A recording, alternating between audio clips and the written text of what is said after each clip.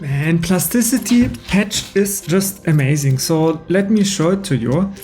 So we have to close this hole here, right? And if we check, we have here at the rear fender this really nice booty rounding. So here we see it. And before we go into this crazy connection part here. But yeah, I prepared some things here and let me just bridge those edges. And we need 2 points here, 0 points here. So something like that. But then you see our curve is not round and booty like, but it's more straight. So we take this point, but this point we can't touch, right? Because we have here tangency. So we just take the second point and push it a little bit up.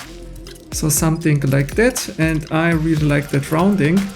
And again, we could do a lot of things, but I don't know.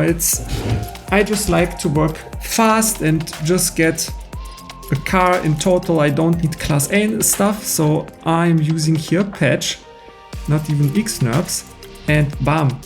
Look, so if we give it here this lovely reflection mode, we can give here everywhere G1, so obviously everything is perfectly set up, but here this one we can give G2 even. And honestly guys, look, this is so quickly done. I mean, very relatively speaking.